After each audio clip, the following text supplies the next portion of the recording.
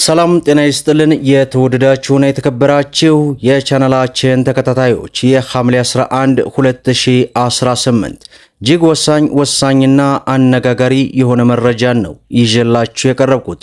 በተለይ በውጭ ሀገራት ሆናችሁ የፓስፖርት ጉዳይን እየተከታተላችሁ ያላችሁ ይህንን ፓስፖርታችሁን የምትቀይሩበትን ቀነ ገደብ በተመለከተ በዚህ ሰዓት የኢሚግሬሽንና ዜግነት አገልግሎት ይፋ አድርጓል። ከመቼ እስከ መቼ እንዲሁም ደግሞ ከዚህ ጉዳይ ጋር ተያይዞ ከባድ መጭበርበር ስላለ ከፍተኛ ጥንቃቄ አድርጉ የሚል አንድ መግለጫ በዚህ ሰዓት ወጥቷል። እንዲሁም ከድርጅት ቤት ገዝታችሁ ርክክብ ያላደረጋችሁ ሁሉ እህት ወንድሞች ካላችሁ የፌዴራል ሰበር ሰሚ ችሎት የሰጠውን አዲስ ብይን በተመለከተ በዚህ ቪዲዮ አካትቼ ይዤላችሁ ቀርቤያለሁ። በተለያዩ የዓለም ሀገራት ሆናችሁ ቤቱን ርክክብ ላላደረጋችሁ እጅግ በጣም ጠቃሚ ነው እያልኩኝ የሁለቱን መረጃዎች አጠር አድርጌ ወደ እናንተ አደርሳለሁ። ሁላችሁም ቪዲዮ ላይክ፣ ቻናሉን ደግሞ ሰብስክራይብ እያደረጋችሁ እስከ መጨረሻው ድረስ ተከታተሉ። እንግዲህ ክቡራን ተመልካቾቼ በዚህ ሰዓት መረጃው ከእጄ እንደገባ ነው። በተለያዩ የዓለም ሀገራት ሆናችሁ ከፓስፖርት ጉዳይ ጋር ተያይዞ እንግዲህ ብዙዎቻችሁ ይህንን መረጃ ስትጠብቁት የነበረ እንደሆነ ማስታውሳለሁ። እኔም በዚህ ሰዓት እንግዲህ የኢሚግሬሽንና ዜግነት አገልግሎት ያስቀመጠውን ቀነ ገደብ በተመለከተ በዝርዝር ወደ እናንተ በማስቀደም ላድረስ። የኢሚግሬሽንና ዜግነት አገልግሎት በውጭ ሀገራት የሚኖሩ ኢትዮጵያውያኖች ከሐምሌ 15 ቀን 2018 ጀምሮ አዲሱን የኤሌክትሪክ ፓስፖርት ለማግኘት በተቋሙ የበይነመረብ ቅጽ ላይ መመዝገብ እንደሚችሉ በዚህ ሰዓት ማስታወቁን ዋዜማ አስነብቦናል።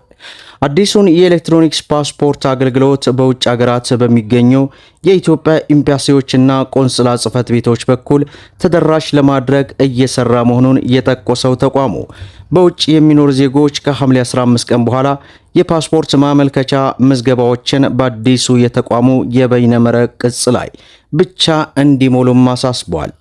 ተቋሙ የተጨበረበሩና ሐሰተኛ ሰነዶችን በማቅረብ በህገወጥ መንገድ ፓስፖርት ለማግኘት የሚጠይቁ አመልካቾች ቁጥር ከጊዜ ወደ ጊዜ እየተበራከተ መሄዱን በመግለጽም አስጠንቅቋል። በ2018 ብቻ 4883 ኢትዮጵያንና የውጭ ዜጎች በሐሰተኛ ሰነድ አገልግሎት ለማግኘት ሲሞክሩ ተይዘው ህጋዊ እርምጃ ተወስዶባቸዋል ማለቱን በዚህ ሰዓት ዋዜማ አስነብቦናል። በሌላው መረጃችን ደግሞ ከድርጅት ቤት ገዝታችሁ ርክክብ ያላደረጋችሁ እናንተን በተመለከተ እንግዲህ የፌዴራል ሰበር ሰሚ ችሎት የሰጠውን ውሳኔ በተመለከተ በዝርዝር ወደ እናንተ ላድርስ።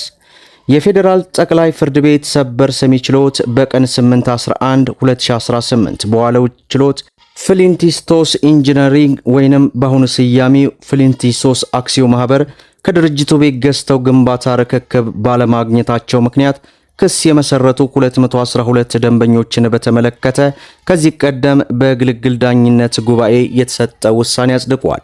ጉዳዩ የተጀመረው የፍሊንቲስቶስ ኢንጂነሪንግ አክሲዮን ማህበር ከ2008 እስከ 2009 ከደንበኞቹ ጋር በገባው የቤት ግዢ ውል መሰረት ቤቶቹ በተባለው ጊዜ ውስጥ ርክክብ ባለማድረጋቸው ነው። ደንበኞቹ ቤት ገንብተው በመሸጥ የሪል ስቴት ስራ ላይ ከተሰማራው ከፍሊንቲስቶስ ሆምስ አክሲዮን ማህበር በአዲስ አበባ ከተማ በለሚ ኩራ ክፍለ ከተማ እንዲሁም የጋራ መኖሪያ ህንፃ ገንብቶ እንዲያስረከብ በውል ስምምነት ግዥ ፈጽሟል። በውሉ መሰረት የቤት ርክክቡን ደንበኞቹ ግዥ ከፈጸመበት ዓመት ጀምሮ በሚታሰብ 28+2 ወራት ውስጥ ሊፈጸም ቢገባም ድርጅቱ ግንባታውን በተደጋጋሚ በማጓተቱ ደንበኞቹ ለረጅም ዓመታት ርክክብ ሳያገኙም ቆይተዋል። ከሳሽ ደንበኛ የቤት ግዥን የፈጸመው ከ2008 እስከ 2009 ባሉት የተለያዩ ጊዜያት ቢሆንም ፍሊንቲስቶስ ጋር በነበሩት ጊዜ ገንብቶ የመሸጥ የውል ስምምነት መሰረት በተሰጠው የኮንትራት ጊዜ ገንብቶ ሊያስረክብም አልቻለም። ይህንን ተከትሎ 212 ከሳሾች በጋራ በመሄድ ጉዳዩን ወደ ግልግል ዳኝነት ጉባኤ ወስደው ክስ መስርተዋል። ጉዳዩን የተመለከተው የግልግል ዳኝነት ጉባኤ ከሁለቱ ወገን ማስረጃና ክርክር ከሰማ በኋላ ግንቦት 23 ቀን 2016 ዝርዝር ብይን ሰጥቷል። ጉባኤው በውሳኔው መሰረት ድርጅቱ በውሉ የተገነባውን የግንባታ ማጠናቀቂያ ጊዜ ገደብ ከውል ፊርማ በኋላ ባሉት የተለያዩ የግንባታ ደረጃዎች ልክ ማለትም መሰረተ ስራ 15 ወራት፣ ሁለተኛ ደረጃ ግንባታ ተጨማሪ ወራት እና የመጨረሻ ርክክብ ጊዜ ማስከበር ሲገባው ባለማክበሩ ደንበኞቹ ለደረሰባቸው ጉዳት ካሳ የማግኘት መብት እንዳላቸው አረጋግጧል። በጉባኤው ፊሊንቲስቶ አክሲዮን ማህበር ግንባታውን በኮንትራክቱ መሰረት ገንብቶ ማስረከብ ያልቻለው በኮቪድ-19 ወረርሽኝ፣ በሰሜን በነበረው የእርስ በርስ ጦርነት፣ የብር የመግዛት አቅም መቀነስ፣ የውጭ ምንዛሪ እጥረትና ሌሎች ተያያዥ ምክንያቶችን ያቀረበ ቢሆንም በጉባኤው ላይ ተቀባይነት አላገኘም። በዚህም መሰረት ለእያንዳንዱ ተከራካሪ ደንበኛ በቤት ስፋት፣ በካሬ ሜትርና በዋጋ ልኩ የተሰላ የመዘግየት ካሳ እንዲከፈል ውሳኔ ተላልፎበታል። አማካኝ የካሬ ሜትር ዋጋ 13 ሚሊዮን 700 ሺህ ብር ላይ ተመስርቶ ለእያንዳንዱ ቤት የተለየ ስፋት ከ41.8 እስከ 86.23 ካሬ የሚደርስ ተመጣጣኝ ካሳ እንዲሰላም ተደርጓል።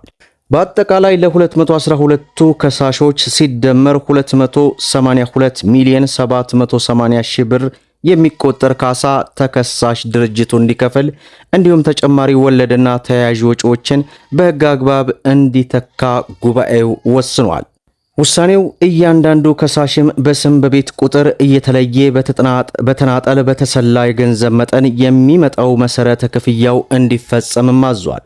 ከሳሾች በግልግል ጉባኤ ውሳኔ ላይ ባለመስማማታቸው ጉዳዩን በሰበር አቤቱታ ወደ ፌዴራል ጠቅላይ ፍርድ ቤት ሰበር ሰሚ ችሎትም ወስደውታል።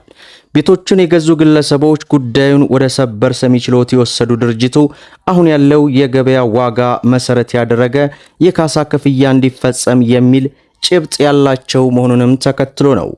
ከሳሾች ቤቱን በገዙበት ወቅት አማካኝ የካሬ ሜትር ዋጋ 13700 ብር የነበረ ቢሆንም በአሁኑ ወቅት ክሱ ከተመሰረተበት የገበያ ዋጋ 99 ሺህ ብር ከፍ ማለቱን በመጥቀስ በመካከሉ ያለው የ85300 ብር የዋጋ ልዩነት ተባዝቶ በካሳ መልክ እንዲከፈላቸውም ተከራክረዋል።